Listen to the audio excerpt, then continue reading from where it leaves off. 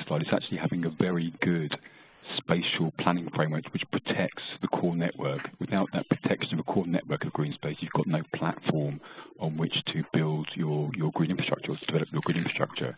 And in London, we've been very fortunate in having a spatial planning process for the city for a number of decades, which has protected that core network.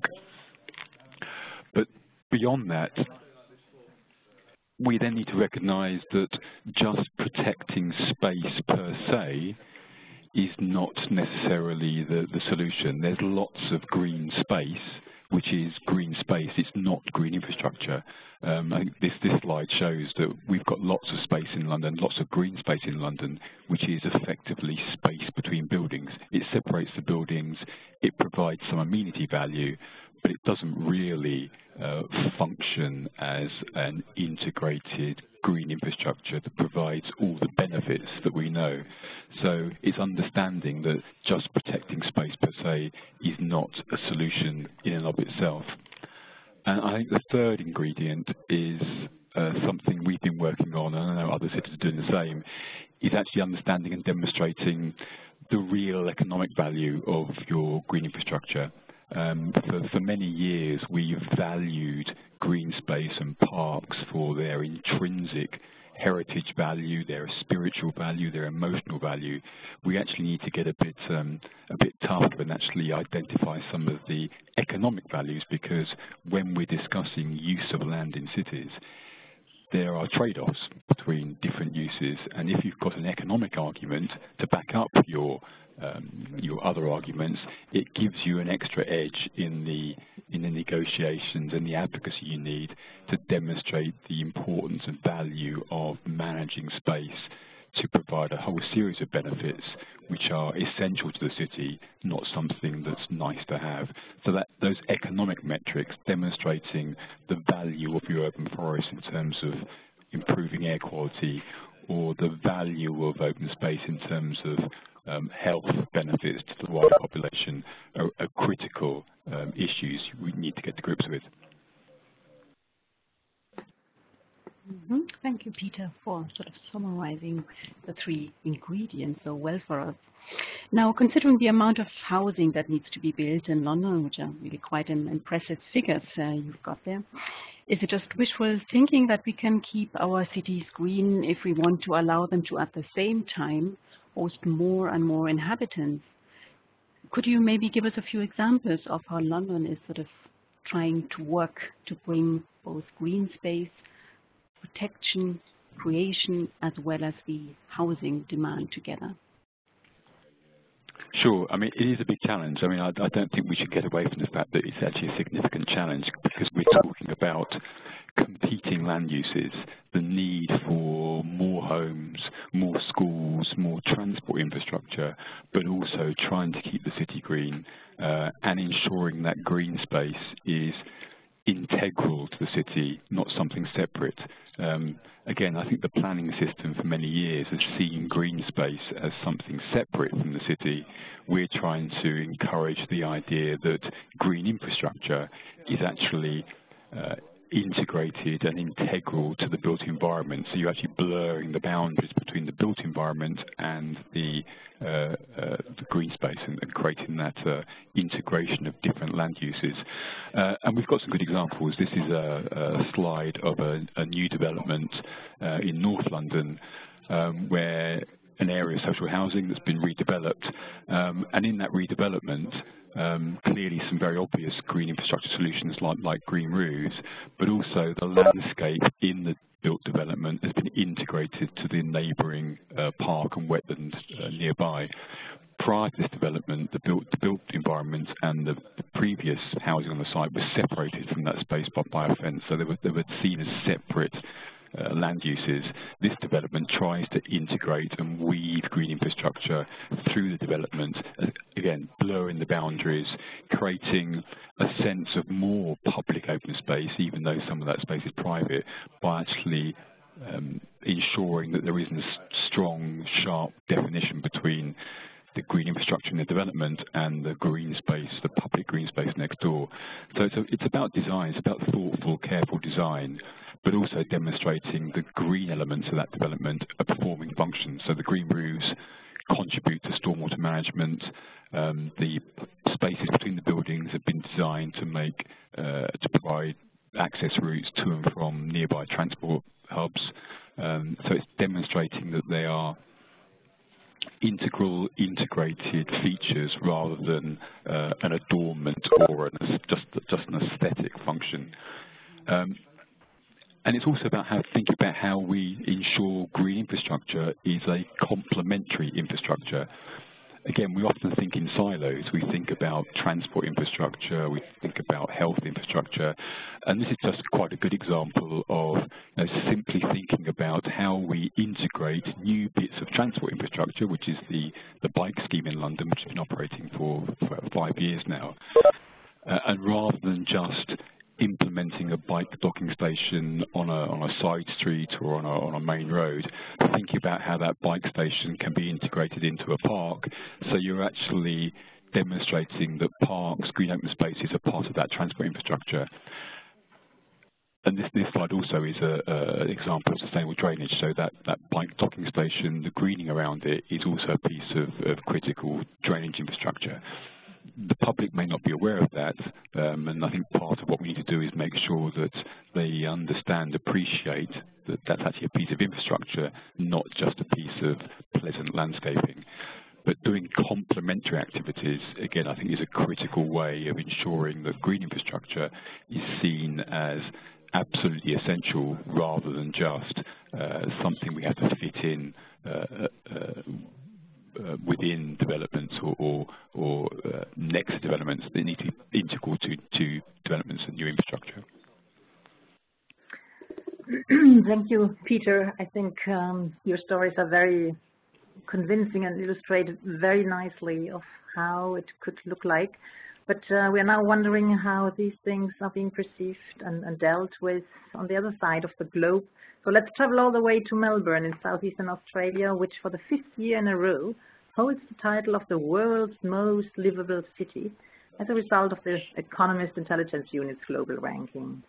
Casey, the city of Melbourne has also provided a huge number of housing units over the next 30 years.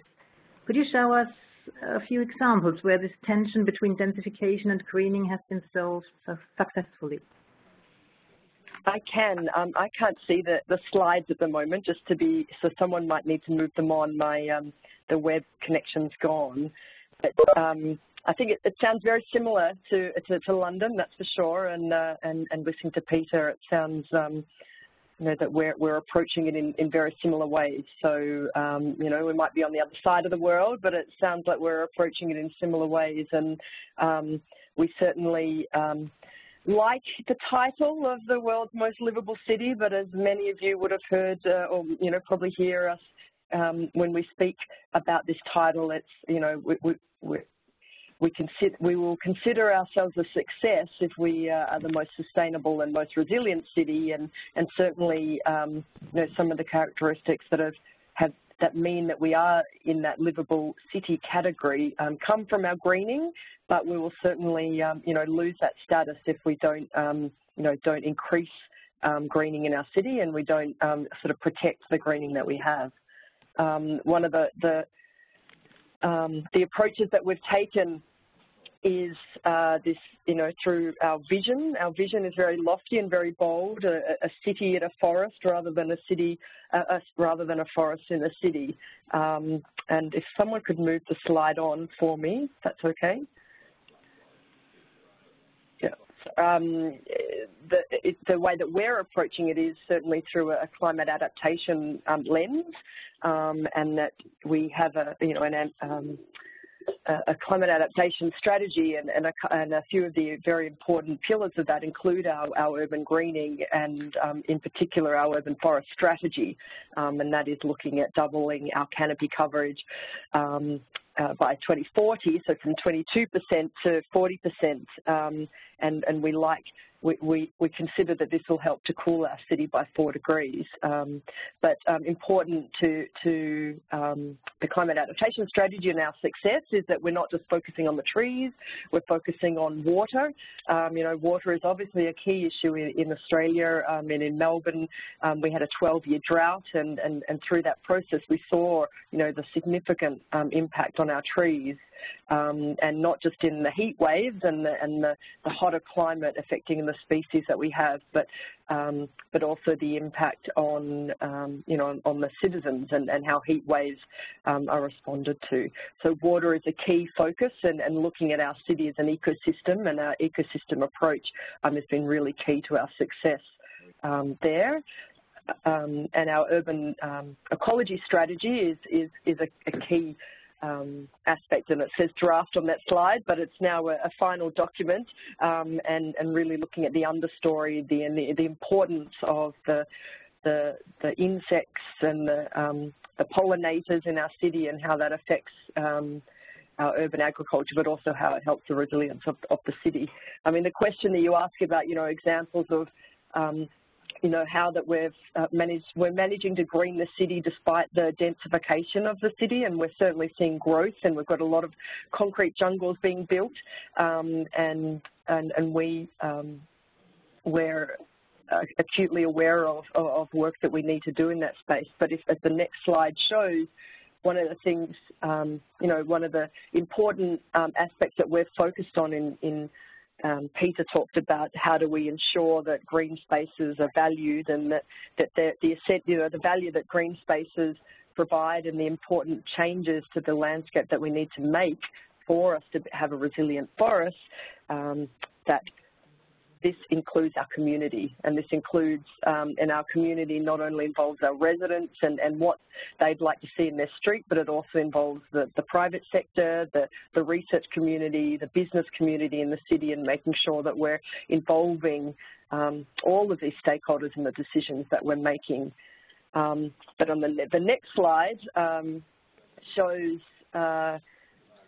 where, you know, where we have had success in turning a lot of concrete over the last 30 years. We've been turning over as much of it to green space as possible, because I'm sure, as Peter has mentioned, in London, we certainly, you know, we're focusing on what we can do in the public realm, in the area that the city has control over, and this park is an example where we've turned 500 metres into 5,000 square metres of park by repurposing road space into green space. And as the next slide shows, and I'm running out of time, that we've just announced, in fact, on Tuesday at our council meeting, we kicked off, we've got to the design phase, we got through the design phase, we're into the implementation phase of this huge $18 million project of repurposing a huge piece of road into 2.8 hectares of open space in the city. And this map is an area of our city. It's called South Bank, but there's a lot of buildings and a lot of concrete, and getting green space, retrofitting green space into this area has been quite a difficult exercise, and this is going to be a huge win for the community, with this green space being created, and the multiple benefits that we all know will result.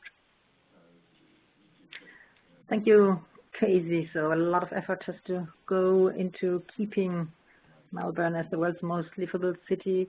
Interesting examples, and always good to look from a bird's eye view onto development. When listening to what Peter Mazzini was saying about their strategies, approaches in London, would you say that there's a great deal of similarity to what is happening in Melbourne, or how things are being managed in London or in Melbourne? Or do you also see major differences? I think certainly. I think I heard at the start the importance of a spatial network, and I think what the city is very proud of the lungs of the city, as we call them. And we're surrounded by these amazing parks and gardens that were planted over 100 years ago. But I think also hearing about the success in London is making sure that that we're obviously proud and spending a lot of time on these parks and gardens, but we really need to accelerate our attention into the private realm and where we can retrofit existing buildings or build into new buildings biodiversity and urban ecology. That's certainly an area that we need to focus on, and we know it's a mixture of regulatory measures, what can we get within the planning scheme, but also incentives and you know, working with new buildings and building owners on incorporating urban greening, certainly valuing green open space and valuing trees and valuing green infrastructure in our cities is something that we're spending a lot of time on. Just today, I did quite a lot of a lot of media interviews about values of trees. We put a $1.7 million value on one tree in the city, and the media took notice. And it was really interesting, the dialogue from the people involved. They were, well, how can you value a tree for $1.7 million? You know, no one's going to buy that tree, so, you know, how can you put a value on it? But, you know, really explaining the amenity value and the ecological value and the, you know, the huge cost that it would take to replant that tree and grow it up, and all of the benefits that it provides. It was an interesting conversation, that's for sure. And, you know, we've got, of the 70,000 trees that we have, we've put a $770 million price tag on it, and that's one way to engage people about the value. But I think similar to what Peter was saying about London, it's how do we, you know, increase that conversation about the economic value of green infrastructure and bring that to the table when we're talking about urban renewal. And urban renewal areas is a hot topic in Melbourne for sure. Okay. And here I'm handing over to Alice.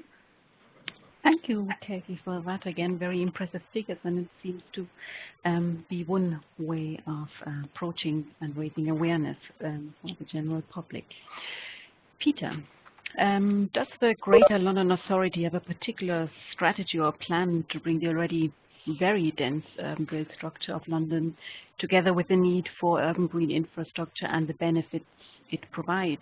Do you have any suggestions for other cities, perhaps even? Yes, I do. But just before I answer that, I just wanted to reflect on what Kathy was saying, and something again where there's a similarity between Melbourne and London is beginning to think about how we repurpose road space.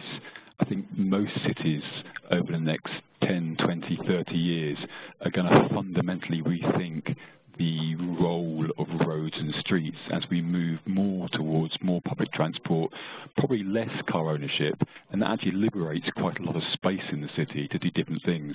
And there's certainly moves in London to take a similar approach as in Melbourne in terms of repurposing streets as public realm, linear parks, rather than primarily thoroughfares for vehicles. So I think it's a really interesting trend that's going to accelerate over the next few years across many cities.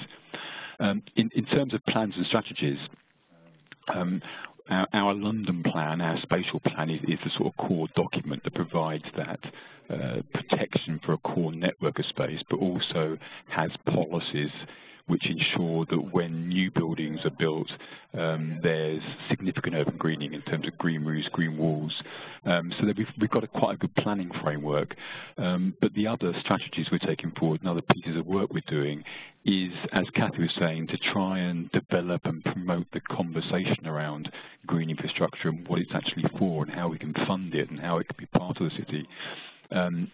About 2 years ago, the Mayor produced an infrastructure plan for London, looking at London's infrastructure needs for the next 20, 30 years as our population grows.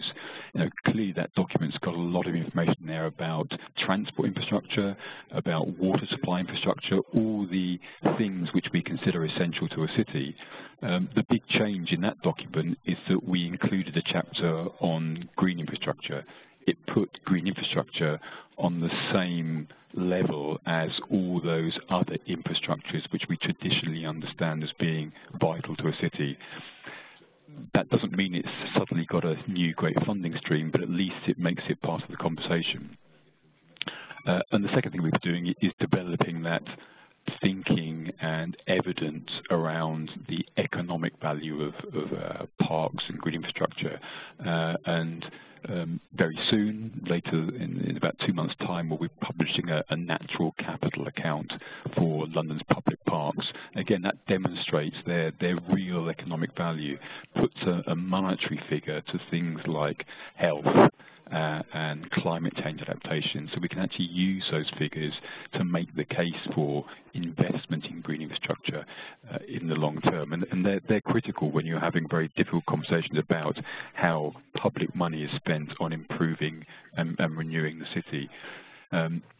A lot of our partners and stakeholders get quite worried about that conversation because they think we're commodifying nature. You know, as Kathy said, putting a dollar value or a pound value on a tree. Some people think we're talking about selling them. That's not the case. It's about demonstrating the economic value, which allows you to have different and new conversations, which I think is really, really important. And the final point is we are actually about to produce a new London Environment Strategy. I've got a question mark on this slide because it's not published yet. It's actually being published in a few weeks' time. That will be quite a step forward because previously we published a series of separate strategies. So a strategy for climate change adaptation, a strategy for ecology and biodiversity, a strategy for waste and infrastructure. This is going to be an integrated strategy. So again, we've managed to weave through the strategy issues around green infrastructure that relate to other environmental issues, air quality, for example, so demonstrating the value of trees and green infrastructure to addressing the acute air quality problem. And again, by doing that integration, you actually get the ability to use other funding streams, other programs, other political priorities to deliver on green infrastructure and make it part of the conversation, which I think is something we've not done that successfully in the past because we're seen as something separate, something nice to have, again, rather than something essential. By actually having it as part of the conversation, it becomes an essential infrastructure of the city. I think many, many cities are now realizing that.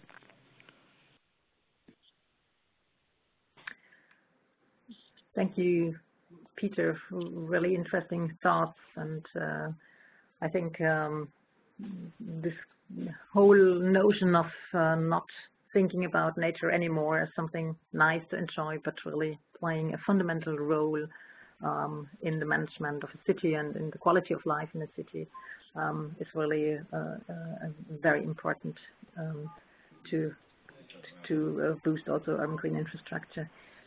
Katie, in your case, similar approaches in Melbourne, and in particular also, you are also working with the university, and maybe this is therefore also a good question to you. What role does research play actually in developing solutions by the municipality to deal with the challenge of densification?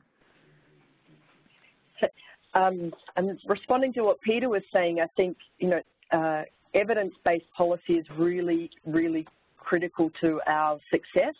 Having data and being able to show real data in a visual way, in a way that people can sort of see what we're talking about has been really, really important. And it's interesting that we certainly do need to mainstream our environment strategies, and I hear Peter, and mainstreaming nature and mainstreaming biodiversity, ecology is certainly a mission that I'm on. And it's interesting, I know this isn't the question you asked me to answer, but I am actually right now in Canberra, in the capital in Australia, and I've been talking about our city deals that's coming through the Prime Minister's office. And the city deals, there's a focus on economics and growth and jobs and the economic centres in cities, and a lot of the indicators that are being talked about are around jobs and the number of people in the city centres. And when I've asked, well, what are you doing about urban greening in your city centres? And it's like, well, no, we're talking about jobs and growth. And I'm like, but, if you think about where you plant, you know, your transport corridors, how are people walking to their jobs, how are people accessing the places that they work, and if these places are cooler and shadier and more environmentally friendly, you're actually going to have a lot more productivity, and people are going to, you know, be able to do a lot more because the cities are cooler and the transport corridors are certainly set up that way. And sorry, I've got a slide here about a piece of work that we've done with Melbourne University and RMIT in Melbourne. We do a lot of work with our research community in collecting a lot of the data about where should the greenery go, where should the trees go, so we can make those decisions about walkability and livability and transport. And this is just a slide about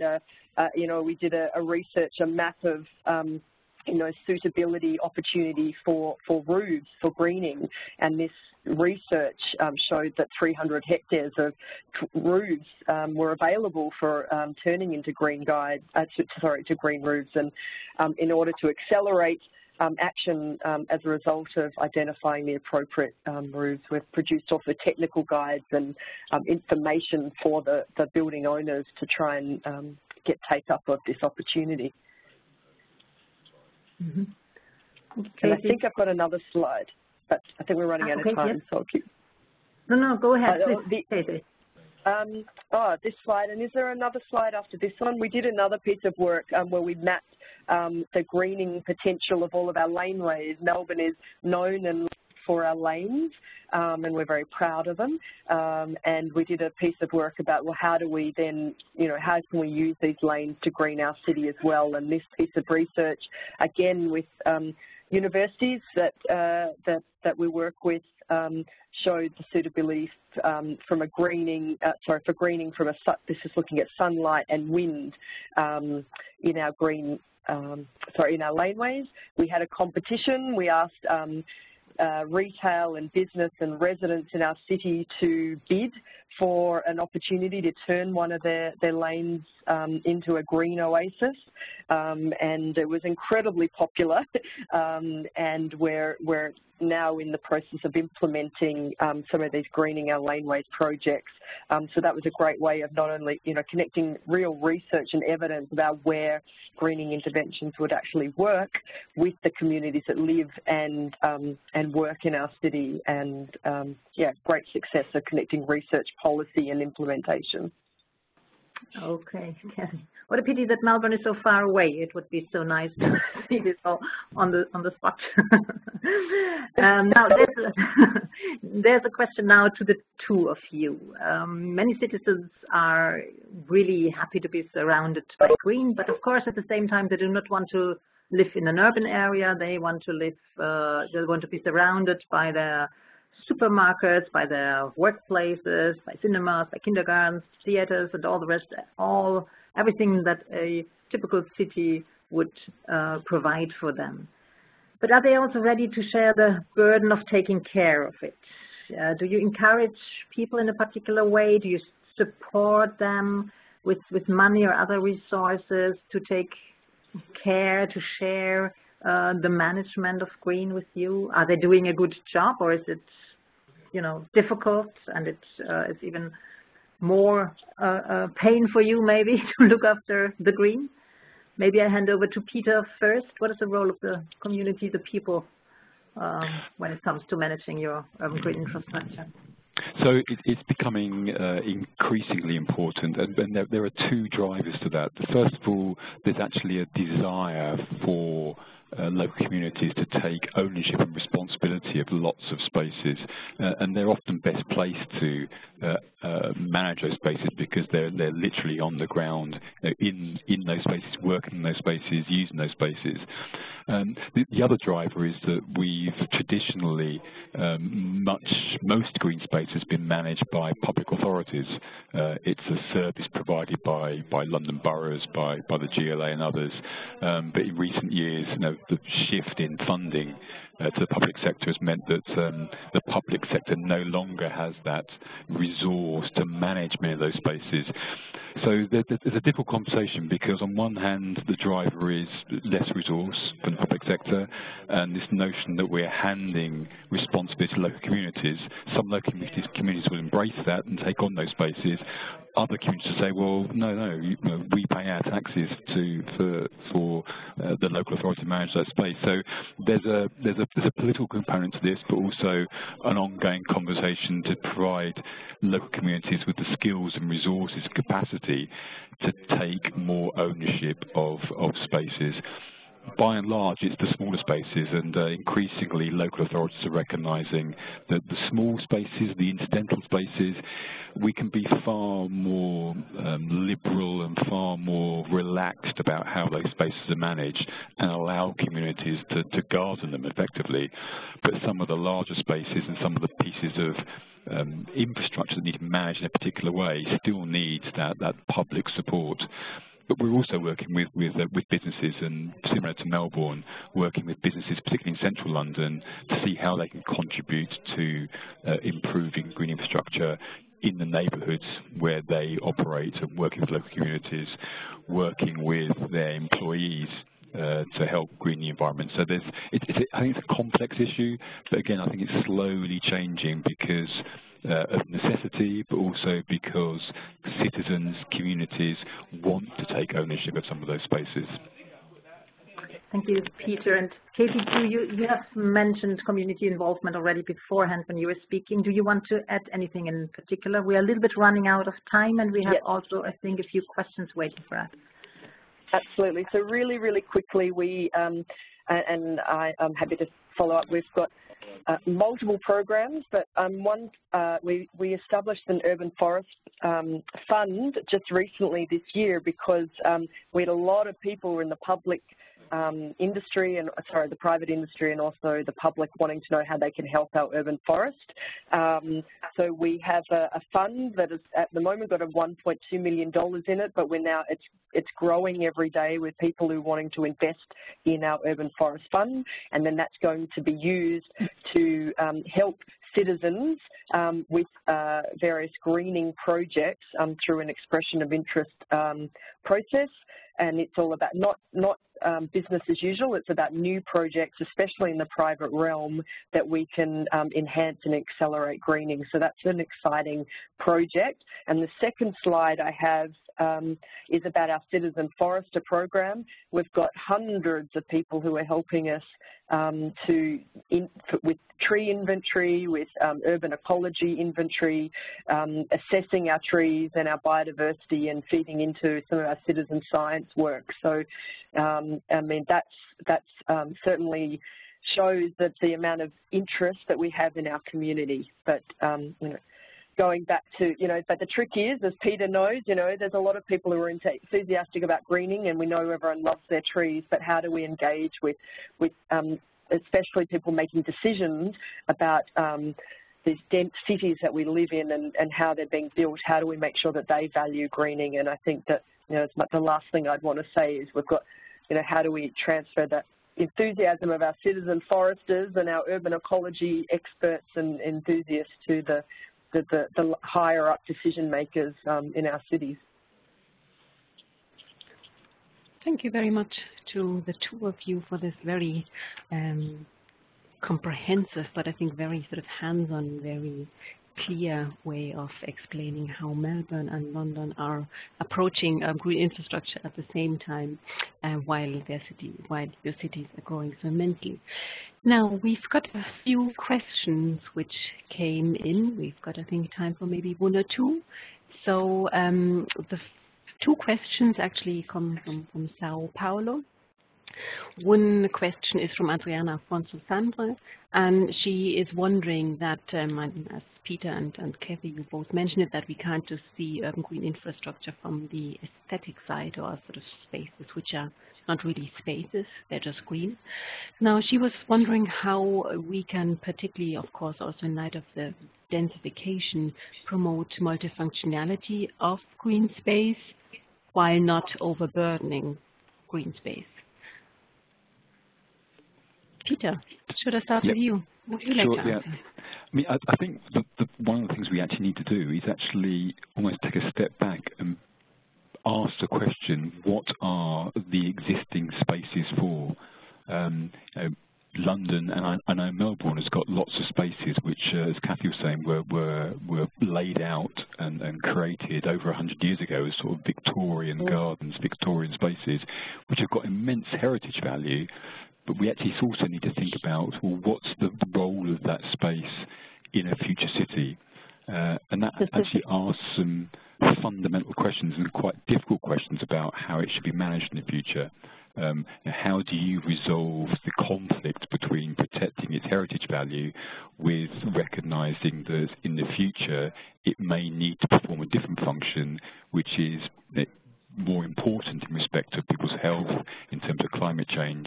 So it's about identifying what are the critical drivers for your green infrastructure in the future.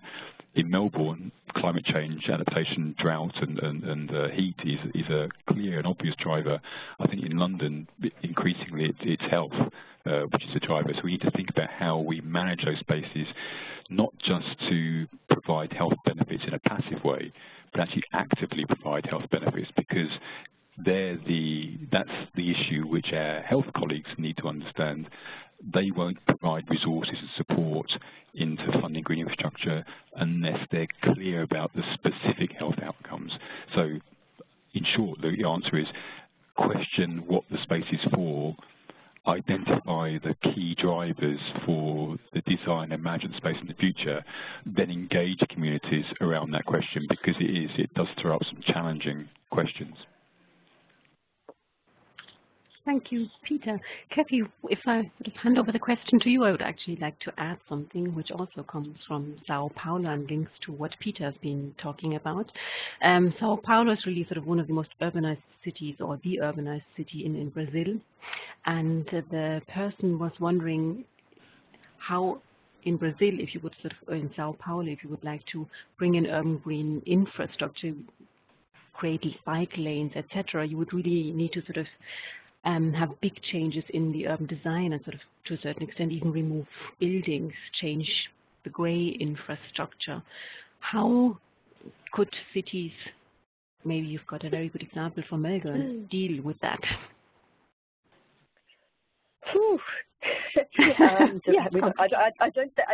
Thank you for your question, Serene. I think it's a big question, and I think how do you deal with it? You become bold, but I think it goes to a lot of what Peter was saying in reimagining how we use our spaces, and I know that Peter would be aware, and I'm sure many people on the call, in the Green Surge community especially, it's that multifunctionality of open space and the way that we design spaces to offer really good quality open space is means that it will be used a lot more and it will provide a lot more benefits. So I think it's difficult if you talk about removing buildings, but when those opportunities come up, but it's also, as we've spoken about before, reimagining road space and using road space in a different way. There are opportunities there, but where you are designing green space, making sure it's really quality, making sure that you really understand the values of the community and how people would use it, so that you're designing space for the people that live around that park, making sure that they're right at the forefront of the design. Thank you, Kathy and Peter. Can I add one other point very quickly? Sure. I think where we've done very good projects in London, it's where we're doing regeneration and renewal. So it's about focusing on those regeneration areas and renewal areas. Trying to retrofit green infrastructure into existing urban fabric is actually quite difficult. So pick the areas where you've got enough opportunity to influence future design, future construction, and focus your attention there. It's about a gradual, cumulative change in the way the city is designed and managed. Thank you. Now, before we wrap up, one last question to the both of you, because particularly Peter, you mentioned it at the beginning, and Kathy, you touched upon it as well. It's from Stephanie Lindenberg from the European Investment Bank.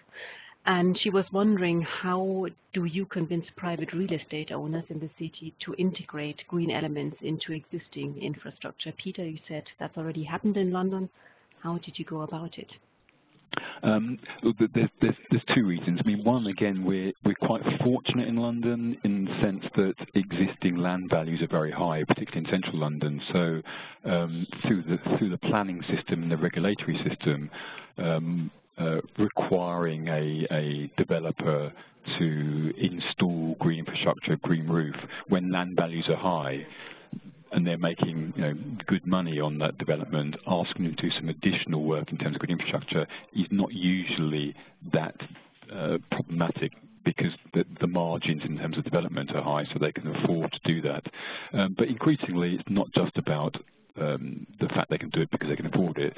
It's a recognition that part of their role as developers, particularly in regeneration and renewal projects, where as a developer you may be on site for 10, 20 years, you're part of the program of what we call placemaking, place shaping.